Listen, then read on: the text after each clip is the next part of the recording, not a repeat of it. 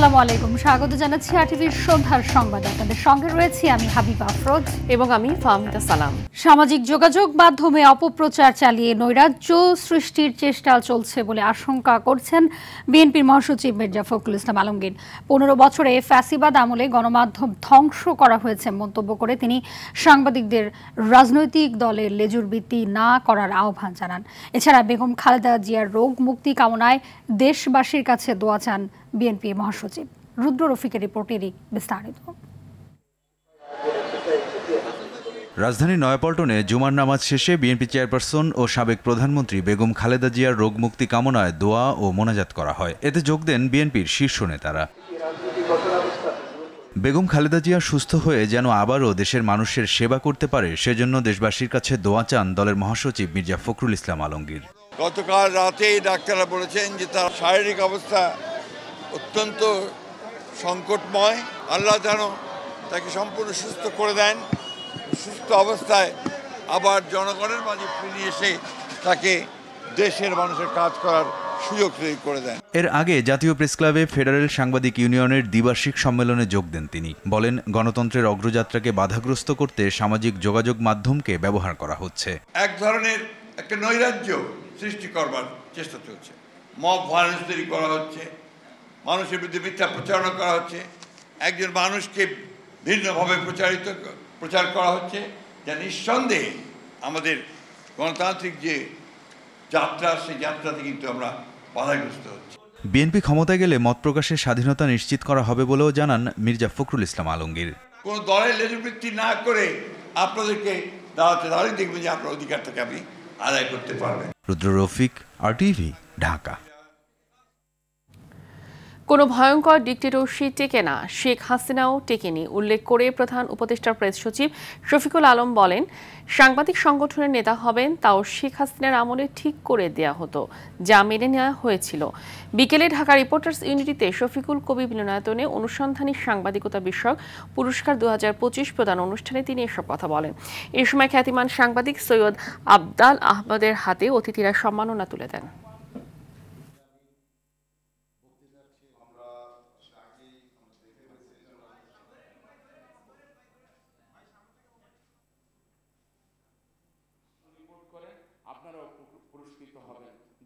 এই সময় সত্যিকার অর্থে আবদাল ভাই অনেকেই ছিলেন যারা আমাদের আলোকবর্তিকা ছিলেন, তারা আমাদেরকে পথ দেখাইছেন এবং আমরা পথটা তাদের কারণে আমরা পথের লাইনেই ছিলাম। আমরা জানতাম হাসিনা পড়বে, কোনো ভয়ঙ্কর ডিক্টেটরশিপই তো থাকে না, হাসিনা থাকে নাই, এবং সে যেই ধরনের মেকানিজম করছে সেগুলোও তো টিকে নাই।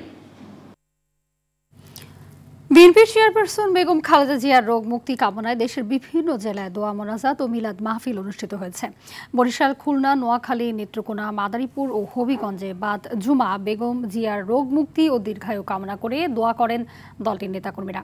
প্রতিনিধিদের পাঠানো তথ্যচিত্রে বিস্তারিত থাকছে আব্দুল হামিদের রিপোর্টে।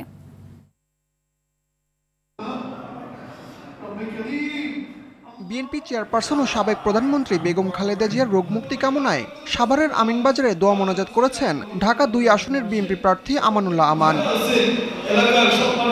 বেগম খালেদা জিয়া সুস্থ থাকলে আগামীতে দেশ উন্নয়নের দিকে অগ্রসর হবে বলে মন্তব্য করেছেন বিএনপির ছাত্র বিষয়ক সম্পাদক রকিবুল ইসলাম বকুল। বাদ জুম্মা খুলনায় বেগম জিয়ার সুস্থতা কামনা করে দোয়া মাহফিলে তিনি একথা বলেন। বরিশাল নগরীর গোরস্থান জামে মসজিদ সহ বিভিন্ন মসজিদে দোয়া মোনাজাত করা হয়েছে। কুমিল্লার বেগম জিয়ার রোগ মুক্তি ও দীর্ঘায়ু কামনা করে কোরআন খতম ও দোয়া মাহফিল অনুষ্ঠিত হয়েছে। নোয়াখালীর হাতিয়ায় সাবেক এমপি প্রকৌশলী মোহাম্মদ ফজলুল আজিমের বাসভবনে উপজেলা ও পৌর বিএনপির উদ্যোগে দোয়া মাহফিলের আয়োজন করা হয়। নেত্রকোনা কেন্দ্রীয় জামে মসজিদ, ছোট ও বড়বাজার মসজিদ সহ বিভিন্ন মসজিদে দোয়া মাহফিল অনুষ্ঠিত হয়েছে। বানিয়াচং হাসান মঞ্জিল জামে মসজিদে হবিগঞ্জ 2 আসনের বিএনপি মনোনীত প্রার্থী ডক্টর শাকাওয়াত হাসান জীবনের উদ্যোগে বেগম খালেদা জিয়ার রোগ মুক্তি কামনায় দোয়া মাহফিল অনুষ্ঠিত হয়েছে। আব্দুল হামিদ, আরটিভি। আগামী নির্বাচনে জামাত নির্বাচিত হলে বিএনপি সহ ফ্যাসিবাদ বিরোধী সব রাজনৈতিক দলকে নিয়ে সরকার গঠন করবে বলে অঙ্গীকার ব্যক্ত করেছেন দলটির আমির ডাক্তার শফিকুর রহমান। তিনি বলেন, দেশ থেকে এখনো ফ্যাসিবাদ দূর হয়নি, দলটির সেক্রেটারি জেনারেল মিয়া গোলাম পারওয়ার রাষ্ট্রের মৌলিক বিষয়ে রাজনৈতিক দলগুলোকে ঐক্যবদ্ধ থাকার আহ্বান জানান। সকালে রাজধানীতে আলাদা দুটি অনুষ্ঠানে এসব কথা বলেন তারা। বিস্তারিত মোহাম্মদ সাইমের রিপোর্টে। রাজধানীর ভাসানটিকে ঢাকা ১৭ আসনের জামায়াতে ইসলামী মনোনীত সংসদ সদস্য প্রার্থী ডাক্তার এস.এম. খলিদুজ্জামানের আয়োজনে যুব, ছাত্র ও নাগরিক গণসমাবেশ হয়। এতে দলটির আমির বলেন, পুরনো ফর্মুলায় আর বাংলাদেশ চলবে না। পুরানা বস্তা পচা দুর্গন্ধময় সেই রাজনীতি আর চায় না। এই রাজনীতির আমূল পরিবর্তন চায়। এ সময় চাঁদাবাজি, দলবাজি প্রসঙ্গ টেনে তিনি বলেন, দেশ থেকে এখনো ফ্যাসিবাদ দূর হয়নি। ফ্যাসিবাদ বাংলাদেশে রয়ে গিয়েছে। ফ্যাসিবাদীদের কিছু লক্ষণ আছে। ১ নম্বর লক্ষণ হচ্ছে দুর্নীতি, ২ নম্বর লক্ষণ হচ্ছে চাঁদাবাজি, ৩ নম্বর লক্ষণ হচ্ছে দখলদারি, ৪র্থ লক্ষণ হচ্ছে মা বোনদের ইজ্জত নিয়ে টানাটানি, ৫ম লক্ষণ হচ্ছে দেশকে গায়ের জুড়ে অস্থির করার অশনি সংকেত। সকল লক্ষণ আজকে বিদ্যমান। এদিকে জাতীয় প্রেস ক্লাবে বাংলাদেশ ফেডারেল সাংবাদিক ইউনিয়নের দ্বিবার্ষিক কাউন্সিলে দলটির সেক্রেটারি জেনারেল বলেন, দুর্নীতিমুক্ত দেশ গড়তে সব রাজনৈতিক দলই একমত। কিছু কমন ইস্যুতে একটা ন্যাশনাল কনসেনসাস থাকতে হবে, যাতে জাতির কঠিন সময়ে আমরা রাজপথে ফ্যাসিবাদ বিরোধী আন্দোলনের মতো একটা সময় দাঁড়াতে পারি। তার মধ্যে প্রথম হচ্ছে যে আমাদের এই বাংলাদেশকে আমরা একটা corruption free country, corruption free একটা ইকোনমি হিসেবে গড়তে চাই। এ ব্যাপারে তো বিএনপি, জামাত সহ কোন দলের মধ্যে তো দ্বিমত নেই। দেশে সামাজিক ন্যায় বিচার প্রতিষ্ঠা করতে দেশের সব মানুষকে এগিয়ে আসার আহ্বান জানান মিয়া গোলাম পারওয়ার। মোহাম্মদ সায়েম, RTV, ঢাকা। জুলাই গণহত্যায় সাজাপ্রাপ্ত সাবেক স্বরাষ্ট্রমন্ত্রী আসাদুজ্জামান খান কামালকে দিয়ে প্রত্যর্পণের শুরু হবে বলে জানিয়েছেন প্রধান উপদেষ্টার প্রেস সচিব শফিকুল আলম। শুক্রবার সকালে নিজের ভেরিফাইড ফেসবুক আইডিতে এক পোস্টে তিনি কথা বলেন। শফিকুল আলম লিখেন, দণ্ডিত শেখ হাসিনার প্রত্যর্পণের বিষয়ে বাংলাদেশের অনুরোধ খতিয়ে দেখছে ভারত। তবে প্রত্যর্পণের প্রক্রিয়া শুরু হবে সাবেক স্বরাষ্ট্রমন্ত্রী ও সাজাপ্রাপ্ত আসামি আসাদুজ্জামান খান কামালকে দিয়ে। শিগগিরই দেশে ফিরিয়ে তাদের বিরুদ্ধে জুলাই অভ্যুত্থানে গণহত্যার মামলার বিচারের রায় কার্যকর করা যাবে বলেও আশা প্রকাশ করেছেন তিনি।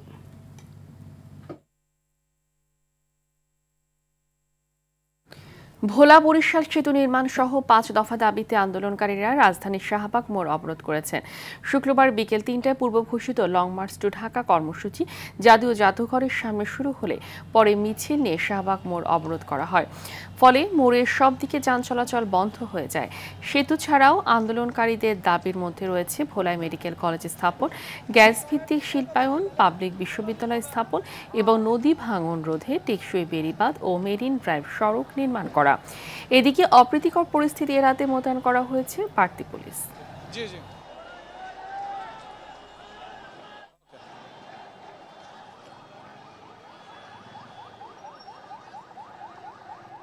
দাবি আদায় না হওয়া পর্যন্ত আমরা মাঠে থাকবো। দরকার হলে আমি আমার পুরো রক্ত বিলিয়ে দিব। এটা শুধুমাত্র একটা ট্রায়াল মাত্র। সামনের দিনে আরো ভয়ঙ্কর কর্মসূচি আসতেছে। আমাদের দাবি না আদায় পূরণ পর্যন্ত আমরা রাজপথ ছাড়ছি না। আমরা চাচ্ছি যে অন্তর্বর্তীকালীন সরকার অতি দ্রুত সময়ের মধ্যে আমাদের এই ন্যায্য দাবিগুলো আমলে নিয়ে এটি বাস্তবায়নের লক্ষ্যে যেন তারা একটি রূপরেখা ভোলাবাসীর সামনে উপস্থাপন করেন। ত্রয়োদশ সংসদ নির্বাচনকে সামনে রেখে উপজেলা নির্বাহী কর্মকর্তা পদায়ন নিয়ে প্রশ্ন উঠেছে। পদায়নের স্বচ্ছতার জন্য লটারি পদ্ধতিতে করা হলেও ঢাকার কর্মকর্তাদের অনেকেই এই বিভাগেই পদায়ন পেয়েছেন। এদের মধ্যে আবার অনেকের বিরুদ্ধে রয়েছে আওয়ামী সম্পৃক্ততার অভিযোগও। এর ফলে নির্বাচনে দায়িত্ব পালনের ক্ষেত্রে তাদের নিরপেক্ষতা নিয়ে উঠেছে প্রশ্ন। তবে জনপ্রশাসন বিশেষজ্ঞরা বলছেন, শতভাগ স্বচ্ছতার ভিত্তিতে সরকার চাইলে বিশেষ কারণে লটারির মাধ্যমে পদায়ন করতে পারে। বিস্তারিত বিলাল হোসেনের রিপোর্টে।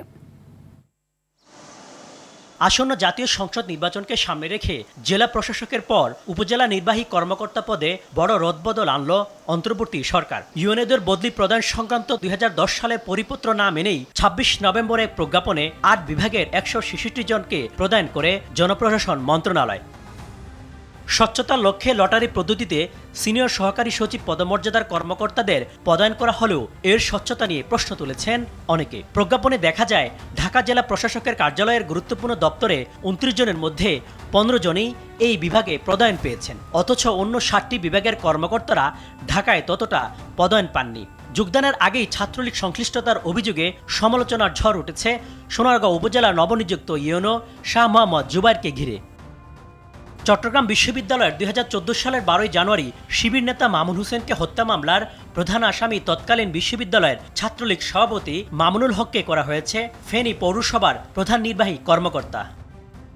এছাড়াও নিজ জেলা নাটোরে পদায়ন পেয়েছেন নলডাঙ্গার ইউনো নুরুল আমিন রুবেল। 14 গ্রামে পদায়ন পাওয়া আল ইমরানের নিজ জেলা কুমিল্লার ব্রাহ্মণপাড়ায় আছে মাতৃত্বকালীন ছুটিতে থাকা কয়েকজন। লটারির মাধ্যমে একই ব্যক্তি লোভনীয় জায়গায় পদায়ন পাওয়ায় লটারি প্রশ্নবিদ্ধ বলে মনে করেন জনপ্রশাসন বিশেষজ্ঞরা। এখন যদি লটারিতে এসে যায় তাইলে তো কিছু করার নাই, আর যদি লটারিতে অস্বচ্ছ হয় তাইলে তো অন্যায় হয়েছে। নিজ জেলা পাওয়ার কথা না, এটা হলে বেআইনি হয়েছে, একেবারে বেআইনি হয়েছে। অ্যাডমিন, পুলিশ আর জুডিশিয়ারি এরা আপনার নিজ জেলায় এবং শ্বশুরের জেলায় পোস্টিং পায় না, এটা হলে অন্যায় হয়েছে, এটা হলে গ্রস ভায়োলেশন হয়েছে। প্রশাসনের জন্য তো আপনার লটারি কোনো সমাধান না, যেখানে স্বচ্ছতা এবং নিরপেক্ষতা প্রশ্নবিদ্ধ সেখানে তারা স্বচ্ছতা নিরপেক্ষতা প্রমাণের জন্যই লটারির আশ্রয় নিচ্ছে। এই লটারিও যদি প্রশ্নবিদ্ধ হয় তাহলে তো আর কিছু বলার থাকে না। এ বিষয়ে একাধিকবার জনপ্রশাসন সচিব মোহাম্মদ এহসানুল হকের সাথে যোগাযোগ করা হলেও কথা বলেননি তিনি। বিল্লাল হোসেন, RTV, ঢাকা। চীনা বিনিয়োগকারীরা বাংলাদেশের সবুজ প্রযুক্তি, পাট, টেক্সটাইল ও ওষুধ খাতে বিনিয়োগে আগ্রহী বলে জানিয়েছেন চায়না এক্সপোর্ট ইম্পোর্ট ব্যাংকের ভাইস প্রেসিডেন্ট ইয়াং ডংনিং। বৃহস্পতিবার রাষ্ট্রীয় অতিথি ভবন যমুনায় প্রধান উপদেষ্টার সঙ্গে বৈঠকে এ আগ্রহের কথা জানান সফররত ভাইস প্রেসিডেন্ট। বৈঠকে ইয়াং ডংনিং বলেন, দীর্ঘদিন ধরে চীন বাংলাদেশের বৃহৎ অবকাঠামো প্রকল্পে বিনিয়োগ করে আসলেও এখন তারা ক্রমশ মনোযোগ দিচ্ছে গুরুত্বপূর্ণ উৎপাদন খাতে। প্রধান উপদেষ্টা ডক্টর মোহাম্মদ ইউনূস চীনের এই আগ্রহকে স্বাগত জানিয়ে বলেন, দেশটির বিনিয়োগ বাংলাদেশকে একটি শক্তিশালী উৎপাদন কেন্দ্র হিসেবে গড়ে তুলতে সহায়ক হবে, যা উন্নত দেশ সহ চীনের রপ্তানিযোগ্য পণ্য উৎপাদন করতে পারবে। বেঁচে থাকার জন্য যে খাবার, সে খাবারেই যদি থাকে বিষ, তবে বেঁচে থাকাই যেন চ্যালেঞ্জ। সবজি তাজা রাখা, ফল পাকানো থেকে শুরু করে দৈনন্দিন প্রায় প্রতিটি খাবারেই ব্যবহৃত হচ্ছে রাসায়নিক দ্রব্য, মেশানো হচ্ছে কাপড়ের রং। বিশেষজ্ঞরা বলছেন, ভেজাল খাদ্যের কারণে প্রতিদিনই ক্যান্সার সহ নানা মরণঘাতী রোগে আক্রান্ত হচ্ছে মানুষ। আব্দুর রহিমের রিপোর্ট, ছবি তুলেছেন নাজমুল হোসেন সাইমন।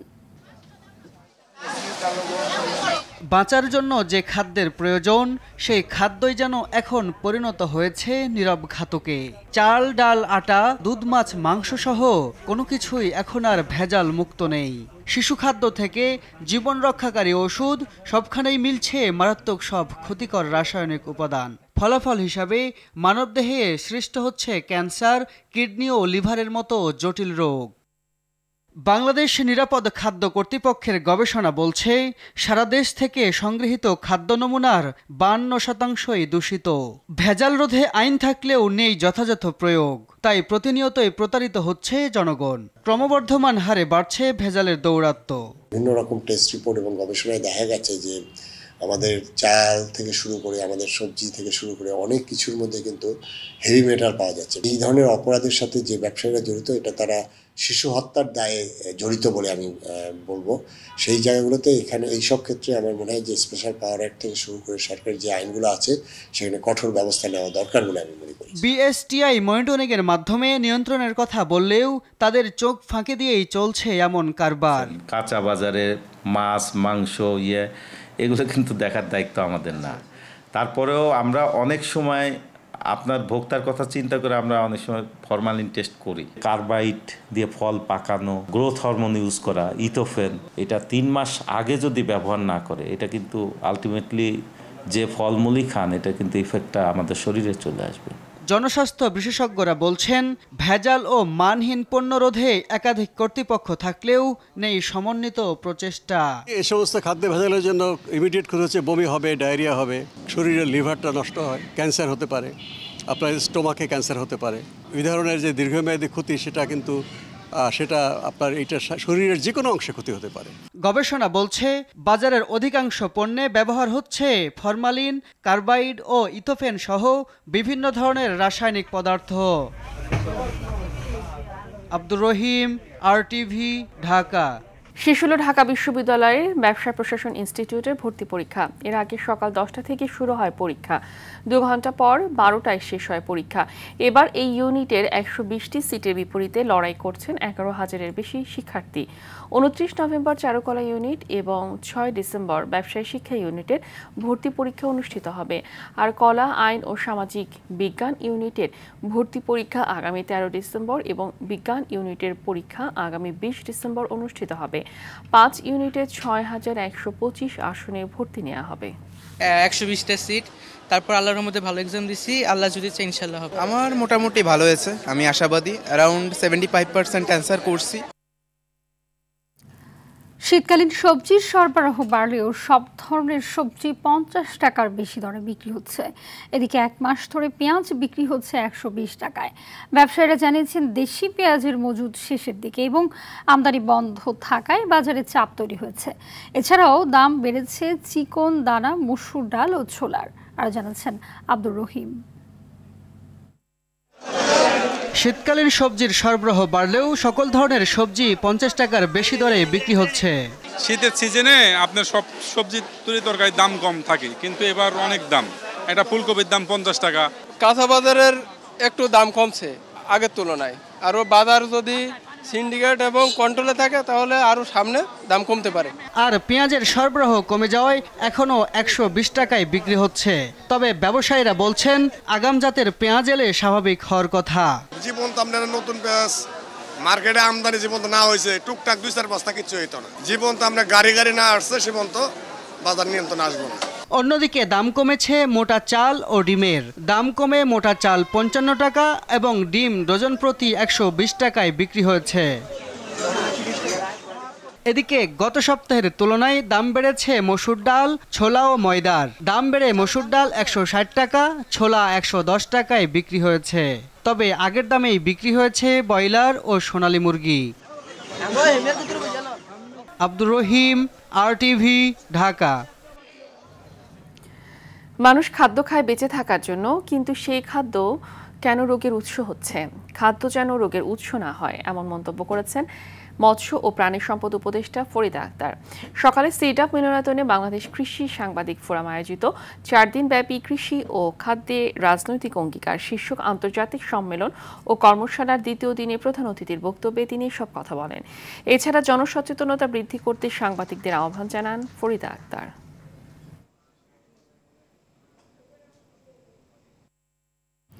আলাদা ঘটনায় বিভিন্ন স্থানে 6 জন মারা গেছে। ময়মনসিংহের ত্রিশালে বন্ধু মুনতাসির ফাহিমকে হত্যা করে থানায় কুড়াল নিয়ে আত্মসমর্পণ করেছে শিক্ষার্থী অনিক মণ্ডল। বৃহস্পতিবার রাতে উপজেলার নজরুল একাডেমি মাঠে এই লোমহর্ষক হত্যাকাণ্ড হয়েছে। আধিপত্য বিস্তার নিয়ে ব্রাহ্মণবাড়িয়ায় প্রতিপক্ষকে ফাঁসাতে সাদ্দাম হোসেন নামে এক যুবককে গুলি করে হত্যার অভিযোগ উঠেছে। গেল রাতে জেলা শহরের কান্দির পাড়ায় এই ঘটনা ঘটে। এতে আরও 2 জন গুলিবিদ্ধ হন। খুলনার খালিশপুরের ছুরিকাঘাতে ঈশান নামে এক যুবক নিহত হয়েছে। ঢাকার ধামরায়ে নিখোঁজের 3 দিন পর হৃদয় হোসেন নামে যুবকের মরদেহ উদ্ধার করা হয়েছে। যশোর জেনারেল হাসপাতালের জরুরি বিভাগের সামনে থেকে অজ্ঞাত এক যুবকের লাশ উদ্ধার হয়েছে। সিরাজগঞ্জের রায়গঞ্জে সাইফুল ইসলাম নামে অটো চালকের ঝুলন্ত মরদেহ উদ্ধার করা হয়েছে। জামালপুর জেলা কারাগারে থুথু ফেলাকে কেন্দ্র করে এক কয়েদির হামলায় হযরত আলী নামে এক কয়েদির মৃত্যু হয়েছে। দুপুরে ঢাকা মেডিকেল কলেজ হাসপাতালে চিকিৎসাধীন অবস্থায় তার মৃত্যু হয়। কারা কর্তৃপক্ষ জানায়, বৃহস্পতিবার বিকেলে কারাগারের ভেতরে থুতু ফেলাকে কেন্দ্র করে হযরতের সাথে কথা কাটাকাটি হয় রহিদুল মিয়ার। এক পর্যায়ে শৌচাগারের দরজার একটি কাঠের টুকরো দিয়ে হযরত আলীর মাথায় আঘাত করে রহিদুল মিয়া। পরে দায়িত্বরত কারারক্ষী ও অন্যান্য কয়েদিরাকে উদ্ধার করে জামালপুর জেনারেল হাসপাতালে পাঠায়। সেখানে কর্তব্যরত চিকিৎসক উন্নত চিকিৎসার জন্য তাকে ময়মনসিংহ মেডিকেল কলেজ এবং পরে ঢাকা মেডিকেল কলেজ হাসপাতালে স্থানান্তর করেন। দেশের 5 জেলায় অগ্নিকাণ্ডের ঘটনা ঘটেছে। এর মধ্যে সকালে মাদারীপুরের কালকিনি উপজেলার সাহেব রামপুর বাজারে ভয়াবহ অগ্নিকাণ্ডে 3টি দোকান পুড়ে ছাই হয়ে গেছে। প্রাথমিকভাবে ক্ষয়ক্ষতির পরিমাণ 20 লক্ষাধিক টাকা বলে ধারণা করা হচ্ছে। গেল রাতে ঢাকা টাঙ্গাইল মহাসড়কের গাজীপুরের কালিয়াকৈরে তিতাস গ্যাস লাইন লিকেজ থেকে ভয়াবহ অগ্নিকাণ্ডের ঘটনা ঘটে। ঢাকার ধামরাইয়ের সড়কের পাশে দাঁড় করিয়ে রাখা একটি যাত্রীবাহী বাসে আগুনের ঘটনা ঘটেছে। বৃহস্পতিবার দিনগত রাতে উপজেলার কুটিরচর ভুট্টা মিলের পাশে এই ঘটনা ঘটে। সিরাজগঞ্জের ঢাকা বগুড়া মহাসড়কে একটি পণ্যবাহী পিকআপ ভ্যানে আগুন লাগার ঘটনা ঘটেছে। অগ্নিকাণ্ডে পিকআপ ভ্যানে থাকা বাড়ির ফার্নিচার সহ বিভিন্ন আসবাবপত্র পুড়ে ক্ষতিগ্রস্ত হয়েছে। এদিকে সাভারের হেমায়তপুরে একটি বহুতল ভবনের আন্ডারগ্রাউন্ডে গেল রাতে আগুনে পুড়েছে কয়েকটি কাপড়ের দোকান। দীর্ঘদিনের অপেক্ষার অবসান ঘটিয়ে নোয়াখালীর সঙ্গে দ্বীপ উপজেলা হাতিয়ার যোগাযোগে চালু হচ্ছে ফেরি চলাচল।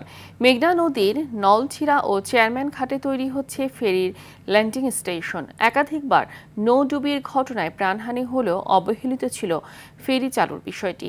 আন্দোলন সংগ্রাম করেও মেলেনি সুফল।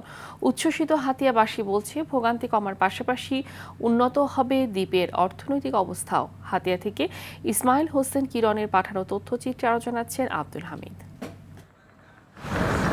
দীর্ঘ প্রতীক্ষার পর পূরণ হতে চলেছে 7.5 লাখ মানুষের স্বপ্ন। প্রথমবারের মতো নোয়াখালীর মূল ভূখণ্ডের সঙ্গে চালু হচ্ছে হাতিয়া দ্বীপের ফেরি চলাচল। আন্দোলন সংগ্রামের পথ পেরিয়ে উপজেলার নলচিরা ও চেয়ারম্যান ঘাটে জোরে সোরে চলছে ফেরির ল্যান্ডিং স্টেশন নির্মাণের কাজ। ফেরি চলাচলে উচ্ছ্বসিত দ্বীপের বাসিন্দারা। হাতিয়ার মানুষের হৃদয়ে বিশাল খুশির একটা বন্যা সৃষ্টি করেছে। চলমান কাজটা দূরত্বই শেষ করতে চাই এবং ডিসেম্বরের লাস্টে শেষ হয়ে যাবে। দুর্যোগ আবহাওয়ার কারণে রোগী আটকে থাকতো, রোগীদের বিষম কষ্ট হইতো। এমনও আমার চোখে দেখা এখানে অনেক রোগী মারা গেছে। তো ফেরি হওয়াতে আমরা নিরাপদে যাতায়াত করতে পারবো। যারা ফেরি করছে তাদেরকে আমাদের পক্ষ থেকে ধন্যবাদ। তাদের প্রত্যাশা, এই উদ্যোগের ফলে বদলে যাবে হাতিয়ার ভাগ্য। যাতায়াতে কমবে ভোগান্তি, লোকসান এড়ানো যাবে ব্যবসা বাণিজ্যে। এখানে মানুষ নদীতে পারাপার করতে বিভিন্ন ঝুঁকি ছিল। ব্যবসা বাণিজ্য যারা করতো তারা মালামাল আনা অনেক বিপজ্জনক ছিল। তারা ব্যবসায় ক্ষতিগ্রস্ত হয়তো বেশিরভাগ সময়, বিশেষ করে বর্ষা মৌসুমে। বোট ডুবি গেলে ব্যবসায়ী শেষ, ফতের বিকারি হয়ে যায়। ফেরি হয়ে যা তো ফেরিতে আমাদের সব প্রকারের আমাদের সুবিধা হয়ে যাবে। নৌ উপদেষ্টা বলছেন, ফেরি নির্মাণের পদক্ষেপ নিলেও এর রক্ষণাবেক্ষণের দায়িত্ব নিতে হবে নির্বাচিত সরকারকে। আমরা শুরু করে দিয়ে গেলাম, অন্তর্বর্তীকালীন সরকারের মেয়াদ শেষ হয়ে যাবে। নির্বাচিত যারা আসবেন তাদেরকে আপনারা বলবেন যে এই ঘাট দখল করা যাবে না, এবং দখল করতে চেষ্টা করলে আপনারা প্রতিহত করবেন। দ্বীপের বাসিন্দা এনসিপির মুখ্য সমন্বয়ক আব্দুল হান্নান মাসুদ বলেন, সবার ঐক্যবদ্ধ প্রচেষ্টাতেই আলোর মুখ দেখতে পেয়েছে হাতিয়ার ফেরিঘাট। সব মিলিয়ে একদিকে হচ্ছে আমাদের উপদেষ্টার সাথে সাথে সরকারের সাথে সক্ষতা, এবং হচ্ছে নিচের দিকে হচ্ছে আমাদের মাঠ পর্যায়ে সাধারণ মানুষের যে আকাঙ্ক্ষা, তাদের যে অবস্থান, এই কারণে এটা বাস্তবায়ন সম্ভব হচ্ছে। দ্রুত সময়ের মধ্যে ফেরি চালু করে উত্তাল মেঘনায় ঝুঁকিপূর্ণ যাতায়াতের চিরতরে অবসান চান হাতিয়াবাসী। আব্দুল হামিদ, RTV। সন্ধ্যার সংবাদ এ পর্যন্ত। রাতের সংবাদ 11:15টায় দেখার আমন্ত্রণ রইল। ধন্যবাদ সবাইকে।